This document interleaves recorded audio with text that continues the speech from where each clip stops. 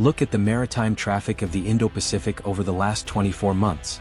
If you pay close attention to the silhouettes of the warships cutting through the waters of the Philippine Sea, the Strait of Malacca and the South China Sea, you will notice a shocking anomaly. You expect to see the gray hulls of the United States Navy. You expect to see the Aegis destroyers of the Japanese Maritime Self-Defense Force. You expect to see the Royal Australian Navy. But suddenly, the Pacific is crowded with flags that belong on the other side of the planet. You see a German Baden-Württemberg-class frigate conducting freedom of navigation patrols. You see a French Rubis-class nuclear attack submarine surfacing in Guam. You see the British Royal Navy permanently deploying offshore patrol vessels and rotating carrier strike groups through the region. You see Italian, Dutch, and Spanish naval assets participating in massive live-fire multinational exercises off the coast of northern Australia. Why is a military alliance explicitly named the North Atlantic Treaty Organization suddenly projecting hard, lethal power into the tropical waters of the Pacific? For decades, the adversaries of the free world operated on a strategy of geographical isolation. Moscow and Beijing believed they could carve up the globe. They assumed that European nations, bogged down by their own continental anxieties and budget constraints, would never risk their trade relationships with China to defend a democratic island in Asia. They assumed that Australia and Japan would remain hyper-focused on their own backyards, ignoring the battlefields of Eastern Europe. They thought they could stretch the United States thin, forcing Washington to fight two separate, isolated, and exhausting regional wars. But they miscalculated. Instead of dividing the West, authoritarian aggression has achieved the exact opposite. It has forged the ultimate global war machine. And as 32 European and North American nations look to project their power halfway across the globe, they have all come to the exact same logistical and strategic conclusion. To fight in the Pacific, they need a fortress. They need Australia. Welcome to Doctrine of War. Today we are executing a forensic analysis of the death of the regional war and the birth of a unified, borderless Western military architecture. Here is the thesis for this episode. The separation between the Euro-Atlantic theater and the Indo-Pacific theater is an illusion. In the 21st century there is only one theater. And Australia has officially been designated as the southern anchor of the free world's defense. If you are beginning to understand why the geopolitical survival of democracies relies on the brutal, unsentimental fusion of heavy industry and interoperable technology, hit that like button and subscribe to Doctrine of War. We strip away the political spin to bring you the kinetic realities of how the West is actively preparing to deter global conflict. Your support is what keeps this channel operating at the absolute tip of the spear. For years, the media has framed NATO's relationship with the Pacific as a series of polite diplomatic forums. But the reality on the ground, and in the digital networks, is far more aggressive. We are going to break down the ITPP, the highly technical treaty that is literally hardwiring the Australian Defence Force into NATO's central nervous system. We are going to analyze the unsinkable southern fortress, why the vast, untouchable strategic depth of the Australian continent is the only thing that allows European navies to survive in the Pacific.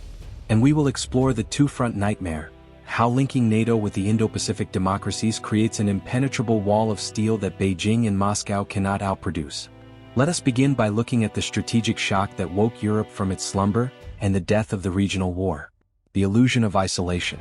To understand why 32 European and North American nations are suddenly turning their strategic focus toward a continent located on the exact opposite side of the globe, we must first understand the catastrophic failure of the isolationist mindset. During the Cold War, the geopolitical map was relatively simple. The threat was the Soviet Union, and the battlefield was the Fulda Gap in Germany. NATO was built with a singular regional focus: defend the North Atlantic and the European continent. The famous Article 5 of the NATO Charter, the Collective Defense Clause, was explicitly, legally geographically restricted. An attack on a NATO member in Europe or North America triggers Article 5. An attack on a NATO member's territory in the Pacific, like Hawaii or Guam, technically does not. Because of this legal and historical framing, for 30 years following the collapse of the Berlin Wall, Europe largely ignored the Indo-Pacific. They viewed the rise of the Chinese Communist Party strictly through the lens of economics. China was a factory, a market, and a trading partner. The security of the Pacific was outsourced entirely to the United States Pacific Fleet. But in the early 2020s, a series of brutal, compounding strategic shocks violently shattered this illusion of isolation.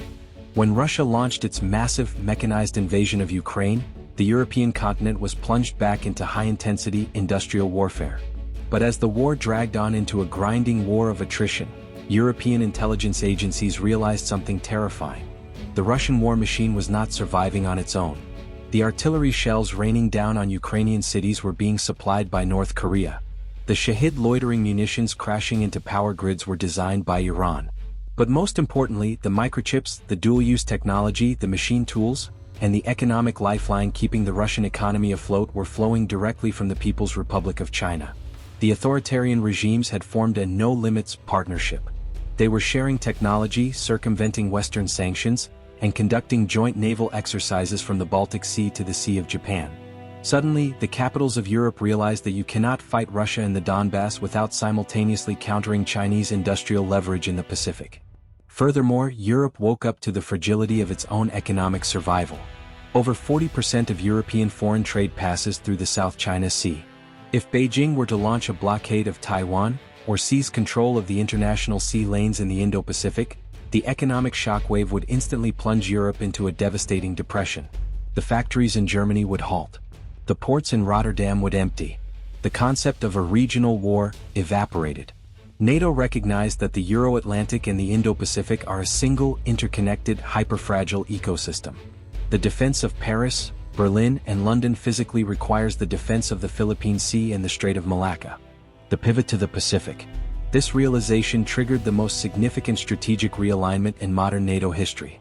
The alliance officially declared that the coercive policies of the People's Republic of China challenge NATO's interests, security, and values. But words on a page do not deter authoritarian superpowers. Deterrence requires physical mass. It requires warships, fighter jets, and logistical supply chains. Europe needed to project power into the Pacific.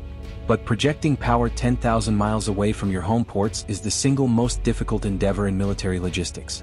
A European frigate operating in the South China Sea is at the absolute end of a massively stretched, highly vulnerable supply line. If a German, French, or British warship is going to patrol the contested waters of the first island chain, it needs a sanctuary. It needs a place to refuel with NATO standard marine diesel.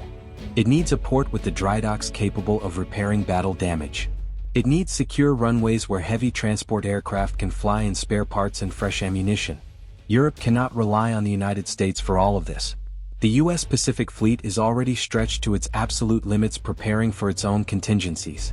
The bases in Japan and the Philippines, while vital, are positioned directly inside the threat rings of Chinese ballistic missiles, making them highly vulnerable in the opening hours of a conflict. NATO looked at the map, searching for a sovereign, democratic, highly industrialized nation that possessed the strategic depth to act as a staging ground. All eyes turned to Australia. Beyond diplomatic handshakes. When you see headlines about the Australian Prime Minister attending the NATO summit in Vilnius or Washington, D.C., it is easy to dismiss it as mere political theater. Politicians standing at podiums, taking photographs, and signing vague declarations of shared values. But behind the closed doors, away from the cameras, a highly technical, aggressively kinetic integration is taking place. The mechanism for this integration is not a vague political treaty. It is the Individually Tailored Partnership Program, or the ITPP. To understand the lethality of the ITPP, you must understand how NATO actually functions as a war machine. NATO is not just an agreement to fight together, it is an agreement to build together. The true power of the alliance lies in its standardization agreements, STANAGs. For 32 different nations to fight as a single, cohesive organism, their equipment must be perfectly interchangeable. A 155mm artillery shell manufactured in France must fire flawlessly out of a German howitzer. The aviation fuel pumped into a British fighter jet must meet the exact chemical specifications required by an American engine. The encrypted radios must use the exact same frequency hopping algorithms so an Italian commander can talk to a Polish infantry unit without being jammed by the enemy. Under the ITPP, Australia is systematically, ruthlessly adopting these NATO standardization agreements. Australia is not officially a member of NATO, geography prevents that, but operationally, technologically, and logistically, Australia is physically hardwiring its military into NATO's central nervous system. This means that when the Australian Defence Force acquires new weapons, whether it is the Boxer combat reconnaissance vehicle, the Redback infantry fighting vehicle, or the Hunter-class frigate, those platforms are being engineered to be seamlessly plug-and-play with European militaries. If a French naval task force deploys to the Indo-Pacific and expends its payload of anti-ship missiles, it does not have to sail back to Toulon to rearm. Because of the technical fusion established by the ITPP, that French task force can pull into Fleet Base East in Sydney, and Australian armorers can load NATO standard munitions directly into the French vertical launch cells. This level of absolute, uncompromising interoperability transforms Australia from a mere political ally into a critical active node in the global Western supply chain. The seamless kill web.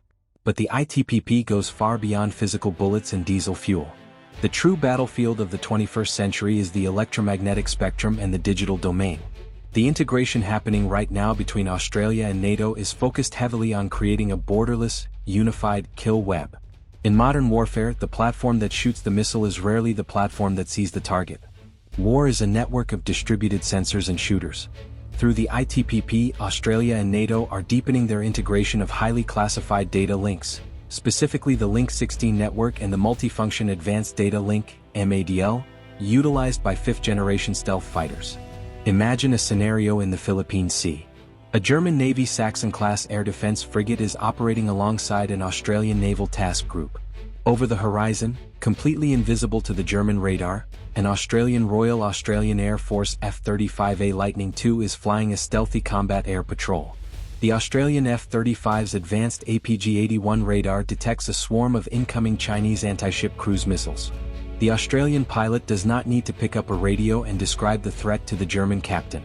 The F-35's computer instantly processes the targeting data, translates it into the standardized NATO digital format, and beams it securely across the network.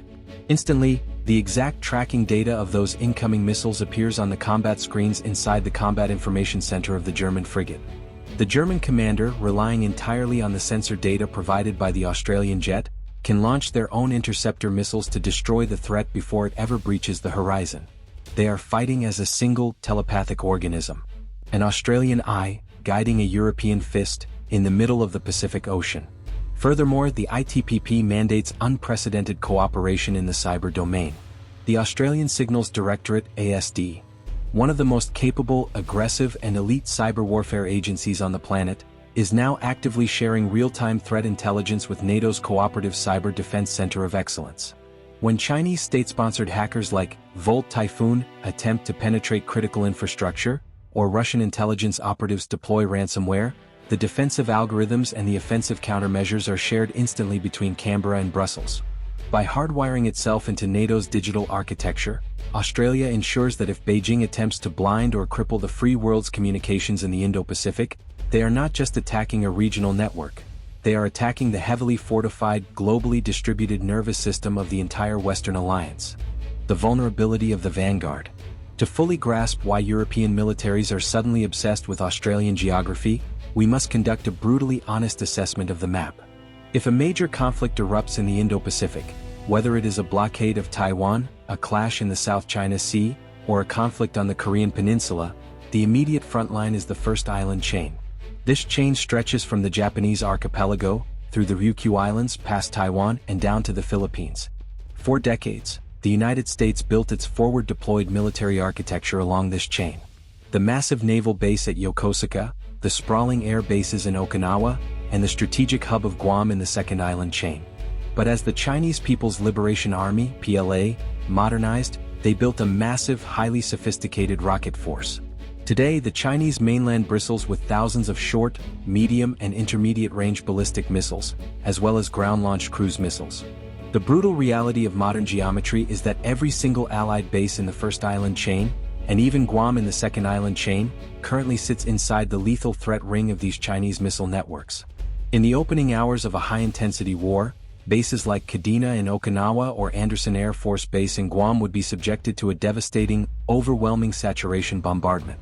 Runways would be cratered, fuel depots would be incinerated, and docked ships would be targeted. For a European Navy deploying to the Pacific, this represents an unacceptable risk. If the British carrier strike group, led by the massive HMS Queen Elizabeth, sails into the Philippine Sea to support Allied operations, where do they go when they need heavy maintenance?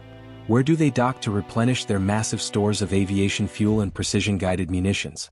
They cannot rely entirely on Guam or Yokosuka, because those facilities might be under heavy fire, struggling simply to sustain their own American forces. A global navy requires a sanctuary. It requires a massive, heavily industrialized staging ground that is completely untouchable by the enemy's conventional preemptive strikes. The continental sanctuary. This is the unparalleled, irreplaceable strategic value of the Australian continent. Australia possesses the ultimate geographic armor, strategic depth. Look at the distance. The primary naval bases in Australia, Fleet Base West, HMAS Stirling, in Perth and Fleet Base East in Sydney, are thousands of kilometers away from the Chinese mainland. They are currently beyond the effective range of the vast majority of China's conventional land-based ballistic missile arsenal. For the PLA to strike a facility in southern Australia, they would have to rely on a complex, highly vulnerable chain of long-range strategic bomber flights or scarce submarine-launched cruise missiles, all of which would have to penetrate deeply layered, highly advanced Allied air defense networks. It is a continental sanctuary, and Europe knows it. When NATO plans its contingencies for a Pacific conflict, Australia is the designated southern fortress. It is the unsinkable aircraft carrier. This is why we are seeing such massive European interest in Australian infrastructure. When the United Kingdom commits to sending nuclear-powered attack submarines to operate out of HMAS Stirling as part of Submarine Rotational Force West, SRF West, they are utilizing Australia's strategic depth to project power. But it goes beyond submarines.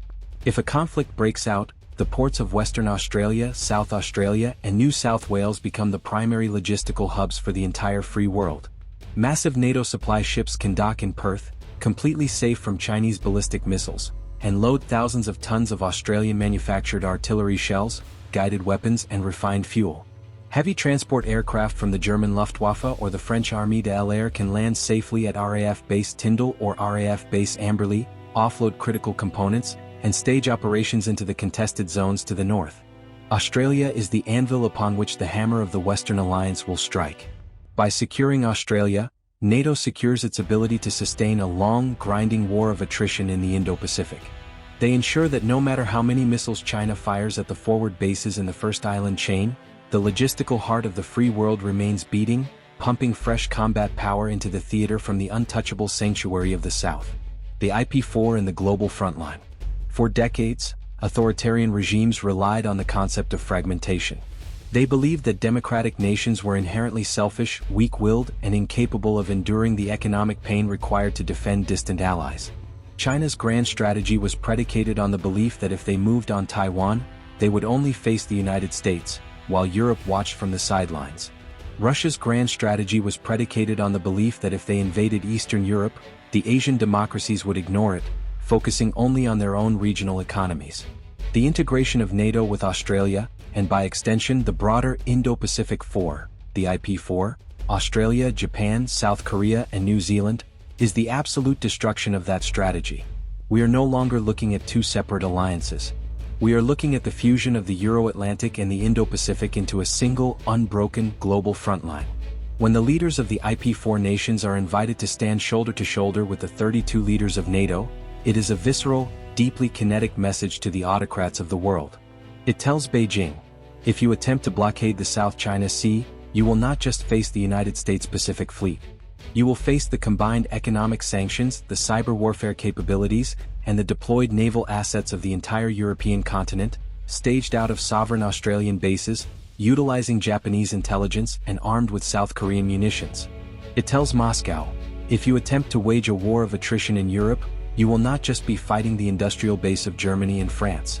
You will be fighting the massive, surging military-industrial complexes of the Indo-Pacific, with Australian Bushmasters, South Korean tanks, and Japanese financial power flooding into the theater to sustain the defense of the West. The mathematics of global deterrence. This is the two-front nightmare that keeps the strategic planners in Beijing and Moscow awake at night. They wanted a multipolar world. They wanted to dismantle the American hegemony. But in their aggressive pursuit of that goal, they triggered the very thing they feared most: a multipolar Western war machine. Authoritarian regimes rely on mass. They rely on their massive populations and their state-controlled industries to overwhelm their neighbors. But when you fuse the 32 nations of NATO with the highly advanced, heavily armed democracies of the Indo-Pacific, the mathematics of mass completely flip against the authoritarians. The combined GDP, the combined technological research capacity, and the combined industrial manufacturing base of this global alliance represent an overwhelming, insurmountable advantage. If China and Russia attempt to stretch the United States across multiple oceans, hoping to exhaust the American military, they will crash headfirst into a solid, unyielding wall of European and Pacific steel. Australia's role in this architecture is indispensable. We are the geographic bridge. We are the diplomatic translator between the West and the East. We are the industrial staging ground, the sovereign sanctuary, and the heavily armed southern anchor. 32 European nations are looking at Australia today because they understand that the defense of the free world is no longer a regional responsibility. The era of the isolated conflict is dead. In the 21st century, you either fight as a single, globally integrated alliance, or you fall one by one to the aggressive ambitions of authoritarian empires. The free world has made its choice. The ITPP has been signed. The standardization agreements are in place. The ships are deploying. The global war machine is online. And it is ready to hold the line from the freezing trenches of Eastern Europe to the tropical waters of the Indo-Pacific. Thanks for watching Doctrine of War. Do you believe that European nations possess the actual political will and naval capacity to sustain a presence in the Pacific? Or is this integration primarily symbolic? Let us know your tactical assessment in the comments below. Stay sharp, stay unified, and we'll see you in the next one.